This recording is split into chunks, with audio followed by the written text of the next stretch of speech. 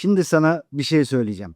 Ve bu cümle belki de yıllardır kendine söylediğin en büyük yalanı yıkacak. Sen bozuk filan değilsin. Sevgili dost, yıllardır birçok insan gibi sen de kendine iradesizim, tembel bir insanım, ben bu alışkanlıkları bırakamam diyorsan bugün sana bilimin, bir psikoloğun ve birkaç yüz farenin anlattığı bir hikayeyi aktaracağım. Ve bu hikayenin sonunda belki de ilk kez şunu söyleyeceksin. Sorun bende değilmiş.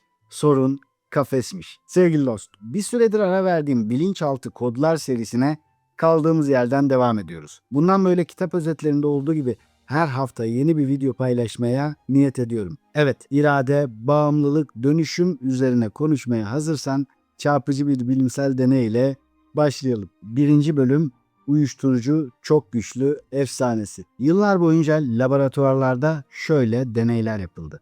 Bir fareyi küçük metal bir kafese koyuyorlar. Önüne 2 şişe su bırakıyorlar. Biri normal su, diğeri morfin yani uyuşturucu katılmış su. Sonuç o yalnız sıkışmış karanlık kafesteki fare çoğu zaman uyuşturuculu suyu seçiyor. Hatta bazı deneylerde ölene kadar devam ediyor. Ve bu deneylerden sonra dünyaya şu mesaj yayıldı. Bakın, bu maddeler o kadar güçlü ki bir kere dokunursan bırakamazsın. Ve bu mesaj insanlara da taşındı. Bağımlılık eşittir irade zayıflığı şeklinde. Bağımlı olan kişi karakteri zayıf olan kişidir dendi. Ama bir psikolog çıktı ve dedi ki ya sorun maddenin gücü değilse, ya sorun bu hayvanların yaşadığı kafesse. Geldik ikinci bölüme. Red Park, Cennet Şehir. 1970'lerin sonlarında Kanadalı bir psikolog Bruce Alexander bir soru sordu. Biz bu fareleri zaten kötü koşullara koyuyoruz. Yalnız, sıkışmış, yapacak hiçbir şeyleri yok. Sonra da şaşırıyoruz neden uyuşturucuya sarılıyorlar diye. Peki ya ortamı değiştirirsek ne olur? Ve akıllara zarar bir şey yaptı. Fareler için cennet bir şehir inşa etti. Adını da koydu Red Park yani Fare Parkı. Red Park'ta neler vardı? Normal kafeslerin yaklaşık 200 katı büyüklüğünde bir alan. Bir sürü dişi ve erkek fare bir arada. Oyun topları, koşu çarkları, tüneller, keşfedilecek köşeler. Kısacası yalnızlık yok, sıkışmışlık yok. Oyun var, hareket var, sosyal bağ var, hayat var. Sonra yine aynı şeyi yaptılar. Yine 2 şişe su koydular. Biri normal, diğeri tatlılaştırılmış morfinli su. Beklenti ne? Bağımlılık çok güçlü. Burada da hepsi uyuşturuculu suya abanır. Peki sonuç ne oldu dersin? Rat Park'taki fareler morfini neredeyse hiç içmedi. Arada tadına baktılar ama çoğu normal suyu tercih etti. O yalnız küçük kafesteki fareler ise uyuşturuculu suyu defalarca seçti. Hatta bazı deneylerde kafes fareleri Red Park farelerinden onlarca kat fazla morfin tüketiyordu. Aynı madde, aynı fareler ama farklı ortam. Bambaşka sonuçlar. Bölüm 3. Bağımlıyı cennete taşımak. Ama hikaye burada bitmiyor. Alexander bir adım daha ileri gitti. Fareleri önce o küçük kafeste tuttu. Morfine alıştırdı. Yani beden bağımlılık geliştirdi. Sonra bu bağımlı fareleri alıp Red Park'a taşıdı. Ne oldu biliyor musun?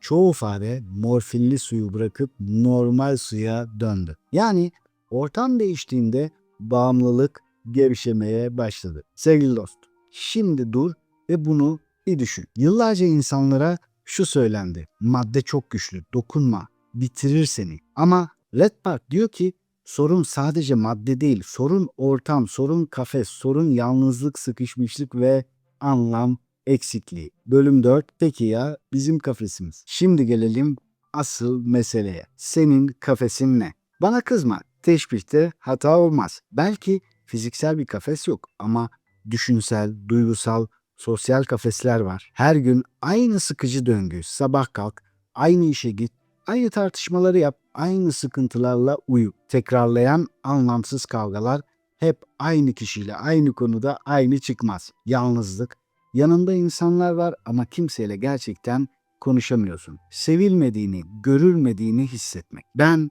burada kimim ki duygusu. Hep bir sıkışmışlık hali. Ne ileri gidebiliyorsun ne de geri. Ve sonra ne oluyor? Telefon bağımlılığı, sosyal medya bağımlılığı, alışveriş, yemek, sigara, dizi, oyun, hatta ilişki bağımlılığı. Zihin bir yerden sonra şu karar veriyor. Madem kafesten çıkamıyorum, bari bir şeyle kendimi uyuşturayım, oyalanayım ve biz de kendimize şu etiketi yapıştırıyoruz.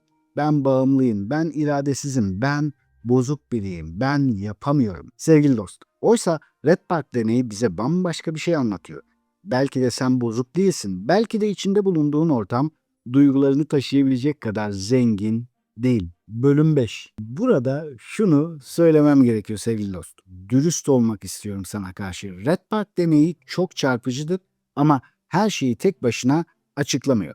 Sonraki yıllarda yapılan bazı çalışmalar birebir aynı sonuçları vermedi. Bağımlılık çok katmanlı, çok karmaşık bir konu. Zaten konumuz maddenin gücü falan değil. Ama Red Park'ın bize gösterdiği temel gerçek hala çok güçlü.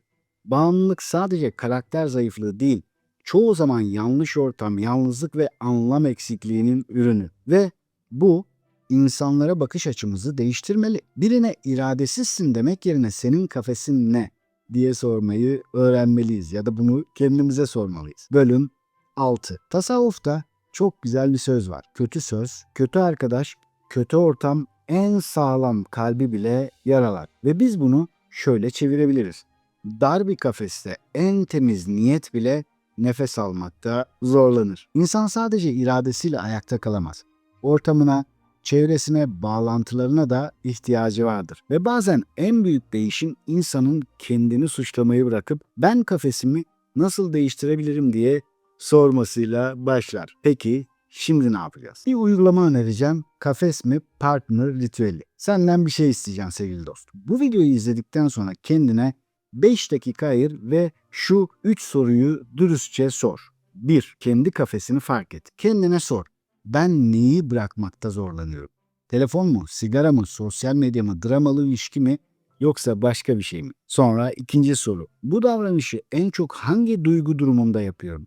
Yalnızken mi, sıkıldığımda mı, reddedilmiş hissederken mi, yetersiz hissettiğim anlarda mı? Böylece kafesin duygusal rengini görmüş olursun. 2.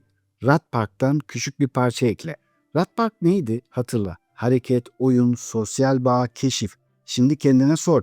Bu bağımlı olduğum davranışın yerine Rat Park'tan küçük bir parça koysam ne olurdu? 20 dakikalık bir yürüyüş, uzun zamandır konuşmadığın biriyle samimi bir görüşme, yeni bir şey öğrenmek için 15 dakika sessizce oturup kalbini dinlemek. Unutma, büyük devrimler gerekmiyor. Küçük ama bilinçli bir dokunuş yetebilir. 3. Kendini suçlamayı bırak. Bugün kendine şu cümleyi söyle. Ben bozuk biri olduğum için değil, zor bir kafeste yaşadığım için zorlandığımı kabul ediyorum. Ve her gün kafesime Rat Park'tan küçük bir parça eklemeye niyet ediyorum. Ve 8. bölüm. Unutma, sen sadece alışkanlıklarından ibaret değilsin. Alışkanlıklarını besleyen ortamı değiştirdiğinde davranışların da yavaş yavaş mecburiyet olmaktan çıkıyor. Belki de mesele senin nasıl bir insan olduğun değil, senin içinde yaşadığın dünyanın nasıl olduğu. Çünkü sen ne olursan ol değişebilir, dönüşebilirsin.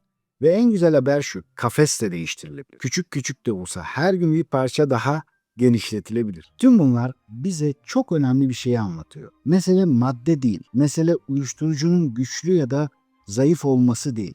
Bununla bizim bir işimiz yok. Buradaki araştırma, bu deney bize şunu söylüyor. İnsan kendini zayıf hissettiği için o madde ya da her ne kullanıyorsa, her neye bağımlıysa çok güçlü gibi gelir, bırakılamaz gibi gelir. Ama kişi kendini güçlü, iyi, faydalı, yeterli, değerli hissederse işte o zaman kişi o bağımlılıklardan ya da maddelerden çok daha güçlü olabilir. Sevgili dost, eğer bu video içindeki ben niye böyleyim sorusuna farklı bir cevap verdiyse beğenmeyi, yorumlarda buluşmayı ve bunu gerçekten duymaya ihtiyacı olan birine göndermeyi unutma. Belki de o kişinin en çok ihtiyacı olan şey büyük başarı hikayeleri değil de sen bozuk değilsin cümlesidir. Ve eğer bu tarz içerikler seni besliyor, büyütüyor, farkındalığını arttırıyorsa abone olmadıysan abone olmayı da unutma. Çünkü bu kanal senin zihinsel dönüşüm yolculuğun için var. Bir sonraki videoda görüşene kadar kendine çok iyi bak. Sevgiler, selamlar.